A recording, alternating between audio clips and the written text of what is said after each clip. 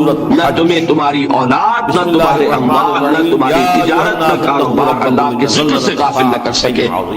پنجابی میں کہتے ہیں کہ ہاتھ کارول اور دل یار، اسی کے تذکرے سے کام کر رہے ہیں یہ سورہ حج، لیکن یہ کہ دل اللہ کے ساتھ لگا ہوا ہے، تقویٰ اختیار زبان در ہے، یقیناً اللہ کی یاد قیامت سے۔ کا زلزلہ وہ قرآن یاد ہے، گاڑی میں آپ بیٹھے جا رہے ہیں، جس دن کی 2 گھنٹے آپ کو کار میں لگانے ہیں، قرآن پڑھتے جائیے، اس سے بڑا ذکر بھول جائے گی ہر دودھ پلانے والی۔ یہ ہے پریونشن۔ یعنی اب واقعہ اگر یہ ہے مرض کہ ہو جائے تو کیا؟ جو بھی دودھ پلانے والا اس کے لیے 2 چیزیں ضروری ہیں۔ ہوتا ہے، خاص طور پر انسانوں میں ایک دیکھیے عجیب ہے یہ، نفاق کا علاج انفاق سے، نہیں آنے دیتی۔ صرف ایک الف لگانا۔ ایسا دن ہوگا، انفاق کے معنی اور ہے، کہ دودھ پلانے والیاں اپنے دودھ یہ بنا ہے کہ اس سے نفقت الدراہم، پیسے ختم ہو گئے، مک گئے، دہشت کا عالم یہ ہوگا یا کہ ہر حاملہ کا حمل نفق الفرس، تھوڑا تھوڑا مر گیا۔ سکارا تم دیکھو گے تو مال کو کھپانا، لگانا اللہ کی راہ میں، سے نظر آئیں گے۔ اگر دل میں نفاق کی کوئی آلائش آئی ہے تو اس کا ازالہ ہوگا انفاق فی سبیل اللہ، بلکہ اللہ کا عذاب پہنچے۔ مال اللہ کی راہ میں دیجیے، صدقہ کیجیے، خیرات کیجیے، دیجیے، اللہ کے دین میں لگائیے، مومن صادق جتنا لگائیں گے نفاق دھل جائے۔ اس کی صراحت ہے، اس لیے کہ اصل سبب نفاق کا ہے حب دنیا، دنیا کی محبت، لوگوں میں سے ایسے بھی ہیں جو اللہ لہذا اس کا ازالہ ہوگا جو سب سے محبوب شے ہے مال۔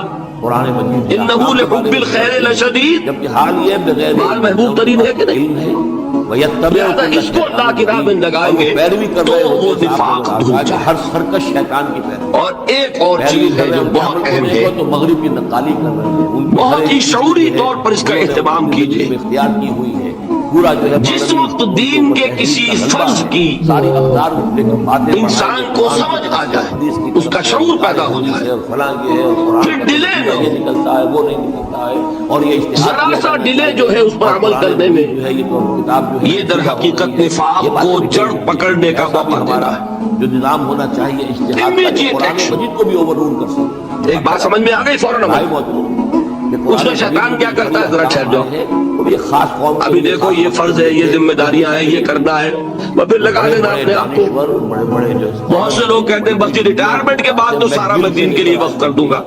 اول تو خدا کے بندے تمہارے اندر رہ کیا جائے گا ریٹائرمنٹ کے بعد؟ جو سارا تو کھپ چکو گے، یہ حضور کا بھی کلام رہ کیا کہا جائے جا سکتا ہے تو اللہ کا دوسرے یہ کہ یہ بھی جان لیجئے باقی فرشتے کہ کار دنیا کسے تمام نہ کر، ریٹائرمنٹ کے بعد کون فارغ ہو جاتا ہے؟ میں گل سے بیٹوں بیٹیوں سے فارغ ہوئے تو پوتے پوتیاں موجود ہیں، نواسے نواسیاں موجود ہیں، اور دانشور بہت سے کبھی بھی وہ بوجھ ختم نہیں ہوتا زندگی کا۔ سمجھے جاتے ہیں وہ تو یہ کہ آج بات سمجھ میں آئی ہے تو آج عمل ہونا چاہیے۔ وائٹ ہاؤس میں بھی انہیں طلب کیا جاتا قرآن مجید میں سورہ انعام میں بڑی شدید وعید آئی ہے، ہے۔ حسین نصر ہے، ایرانی ایک ہے، اب الفاظ ہے یہ، ان کا ڈنکا بج رہا ہے زیادہ، ورنہ پہلے یہ ہے وَنُقَلِّبُ أَفْئِدَتَهُمْ وَأَبْصَارَهُم كَمَا لَمْ يُؤْمِنُوا بِهِ أَوَّلَ مَرَّةٍ۔ الناس من يجادل في الله بغیر علم، انسان پر ایک حقیقت کا انکشاف ہوا کہ یہ بات حق ہے، شیطان کے بارے میں تو یہ فوراً تسلیم کر طے کر دی گئی ہے، کسی مصلحت کی وجہ سے، کسی بزدلی کی وجہ سے، کسی لالچ کی وجہ سے، کسی اپنی سیادت یا قیادت کی وجہ سے، کیسے مان لوں لوگ کہیں گے کہ یہ نیچے ہو گیا، وہ نیچا ہو گیا جس کی بات مانی، کسی وجہ سے رک گئے تو اللہ تعالیٰ اندر سے وہ جو استعداد ہے حق کو پہچاننے کی وہ سر کر دیتا ہے۔ اشکال پیدا ہوتا ہے تو وہ ہم تمہیں وَنُقَلِّبُ أَفْئِدَتَهُمْ وَأَبْصَارَهُم، ہم الٹ دیں گے ان کے دلوں کو بھی اور ان کی آنکھوں کو بھی، اس لیے کہ کیوں كَمَا لَمْ يُؤْمِنُوا بِهِ أَوَّلَ مَرَّةٍ، اس لیے کہ وہ پہلی مرتبہ جب انکشاف حق ہوا ہے وہ ایمان لایا ہے۔ تو بکری نے جو اس کا میں ایک واقعہ آپ کو سنانا چاہتا ہوں تو تمہاری جو کہ کس طرح صحابہ کرام پر بھی جو ہے وہ مٹی سے وقتی طور پر یہ واقعہ اگر صحابہ کرام کا نہ ہوتا تو یہ حقائق سمجھ میں نہ آتے۔ ثم من علاقت، پھر تمہیں علاقہ غزوہ تبوک کے موقع پر اس علاقہ کے بارے میں یہ میں جملہ انکمپلیٹ رہ گیا، ضعف ایمان کا حملہ ہو جاتا تھا، نفاق کا نہیں معاذ اللہ، لیکن ضعف ایمانی کی اگلی منزل شروع ہو جاتی ہے نفاق۔ وہ ایک لوتھڑے کی طرح تھا، جہاں جھوٹ بولنا شروع کیا نفاق، جھوٹی قسمیں کھانی شروع کی سیکنڈ سٹیج، پہلے اس میں اور جہاں مومنین صادقین سے بغض اور عداوت پیدا ہو گیا تو تھرڈ سٹیج۔ معلوم ہوا کہ یہاں سے یہ بازو نکلیں گے تو وہ ضعف ایمان کا کیسے ہوتا ہے یہ حضرت کعب ابن مالک نے بڑی تفصیل سے بیان کیا ہے۔ تمہارے تمہیں کھول کھول کر بیان غزوہ تبوک کے موقع پر جہاں منافقین نے آ کر جھوٹے بہانے بنائے، جھوٹی قسمیں کھائیں اور آپ کو سنا اور حضور سے ایگزمپشن لے لی, چھٹی لے لی, رخصت لے لی. بارے میں حیران اور وہاں 3 ایسے صحابہ بھی تھے جو مومن صادق تھے, ٹیکسٹ بک سے دنیا کے لیکن وقتی طور پر شیطان نے انہیں ورغلایا. کیسے ورغلایا وہ سمجھ لیجیے. کعب ابن مالک نے تفصیل سے بیان کیا ہے, اور میرے نزدیک یہ جہاں تک میرا مطالعہ ہے طویل ترین حدیث ہے, بخاری اور مسلم میں بھی موجود ہے.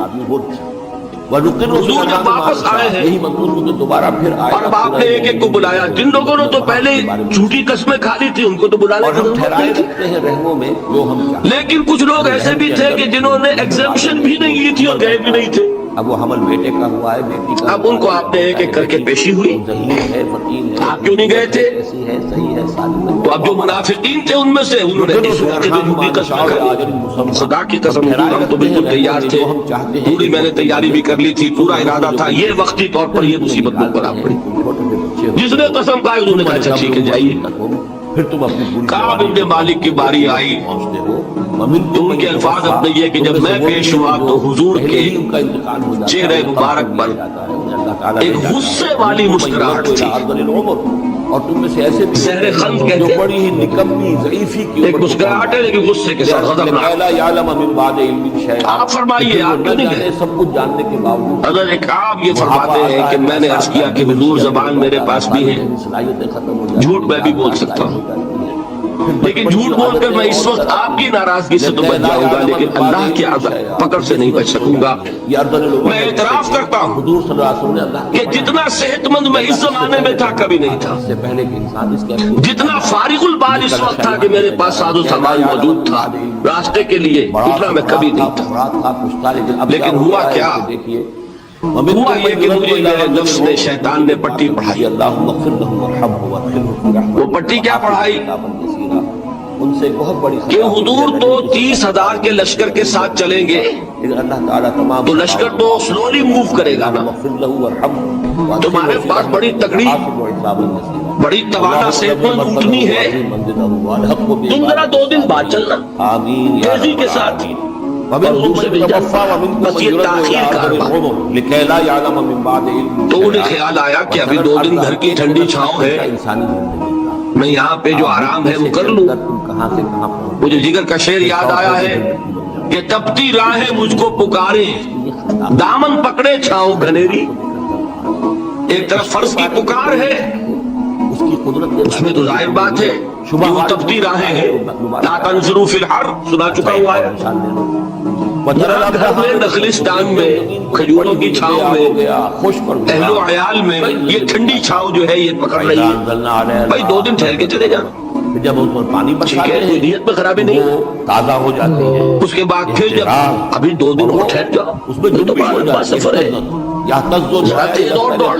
جب حضرت موسیٰ کا آقا تو فرماتے ہیں کہ حضور میں اسی طریقے سے تاخیر و تعویق میں پڑا رہا, یہاں تک کہ ایک روز اچانک مجھ پر یہ چیز منکشف ہوئی کہ تو میں چاہے کتنا بھی تیز چل لوں ادھر ادھر جو ہے میں آپ سے نہیں مل سکتا. میرے اعصاب ٹھیک ہو گیا.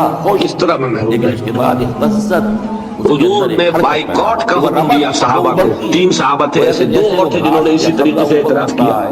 اور جیسے کہ حضور نے حکم دے دیا کوئی ان سے گفتگو نہ کرے, ابھرتی ہے سوشل بائیکاٹ. اور ہر بڑی سخت سزا تھی جو دی گئی ہے, اس کی بڑی تفاصیل ہے. اللہ تعالیٰ شوق دے تو وہ حدیث پوری پڑھی ہے. میں نے 2 جمعوں میں ایک مرتبہ صرف اسی حدیث کو بیان کیا ہے. شاید کئی کیسٹس ہوں میرے ہاں, ہمارے نمبر کوئی مجھے بھی یاد نہیں ہے, لیکن یہ بڑی عجیب حدیث ہے. لیکن اس میں جو اصل سبق ہے وہ کیا ہے, اس طریقے سے شیطان لے تو لال تاخیر تعویق, ابھی کیا جلدی ہے, ذرا اس کام سے فارغ ہو لو, ذرا پھر تراشی کر لینا, ذرا زیادہ زور سے کام کر لینا. یہ وہ چیز ہے کہ جو وہ تو خود صحابی تھے بچ گئے. اگر وہاں جھوٹی قسم بھی کھا دیتے یہ تو اتنا ہی ہے نا, مردی اور نامردی قدم فاصلہ دارت. زمین تمہارے سامنے مردہ پڑی, اس میں تو یہی ہے کہ ذرا ایک جھوٹی قسم کھا دیتے, جھوٹے بہانہ بنا دیتے, تو اب ضعف ایمان نہ رہتا, وہ نفاق قسم شروع ہو. یہ کہ قیامت آ کر وہ اللہ تعالیٰ نے ان کو بچایا. لیکن یہ کہ ہم کیسے بچے اگر ہم نے یہ روش اختیار کی. لہٰذا 3 کا دوام ذکر نمبر 1 اس کی میں شرح کر چکا ہوں, 4 اذکار یاد کر لیجیے گا ورنہ کیا فائدہ.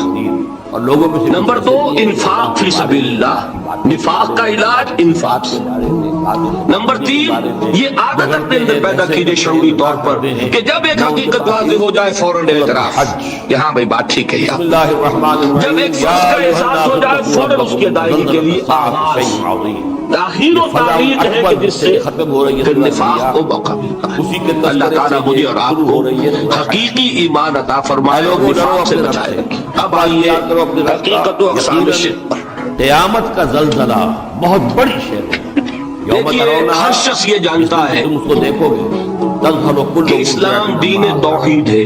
भूल जाएगी हर दूध पिलाने एक लफ्ज में अगर कहेंगे तो इस्लाम का सबसे बड़ा वस्फ, सबसे बड़ी अलामत तौहीद। जानवर भी हो तो उसे भी अपने मजलूम मुझे इकबाल ने कहा कि तौहीद की अमानत सीनों में है हमारे, आसान नहीं मिटाना नामो निशान हमारा। तो तौहीद है, नहीं आने देगी। तौहीद की जिद है शिर्क। ऐसी सख्ती होगी कि दूध पिलाने वालियां अपने दूध पीते। इससे मैं एक नतीजा निकालता हूँ, कोई मुसलमान ये होगा जानबूझ कर मुशरिक नहीं हो सकता। वतरन आसा सुकारा, तुम देखोगे लोगों को कि जैसे नशे ये मेरा नतीजा है। जानबूझकर मुशरिक नहीं हो सकता। से नजर आएंगे वो शिर्क में मुब्तला होगा तो ना समझी में होगा, ना दानी में होगा, तो उसे शिर्क नहीं समझेगा।